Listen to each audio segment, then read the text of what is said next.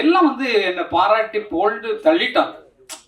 பொன்மான தேடி நானும் பூவோட வந்தேன், நான் வந்த நேராண்ட மானங்கு இல்ல, அந்த மான் போன மாயம் என்ன ஏராசாத்தின்ற பாட்டு போட்டோம்.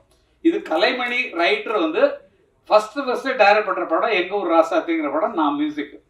அவர் சொன்னது என்ன, இந்த இடத்துல காதலனும் காதலையும் பிரிஞ்சிருக்கிறாங்க, பாட்டுக்கு பாட்டு எடுத்து பாட்டுல அந்த மாதிரி நல்லா பாட்டுக்கு பாட்டு எடுத்து இந்த பாட்டை சரியா கவனிக்க.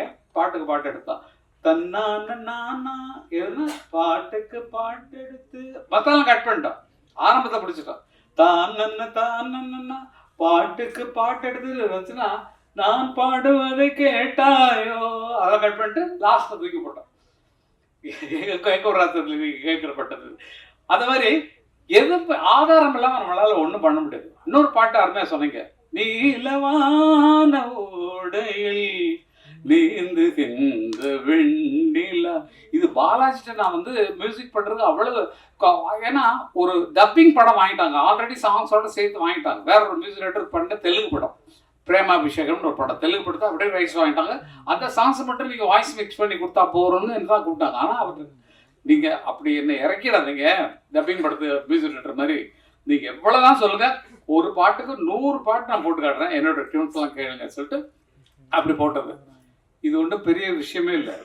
நீலவான ஓடையில் என்ன பாட்டுன்னு சொன்னா, வசந்த கால கோலங்கள் வானில் விழுந்த கோடுகள் கலைந்திடும் கனவுகள் கண்ணீர் சிந்தும் நினைவுகள் நீலவான ஓடையில் நீ.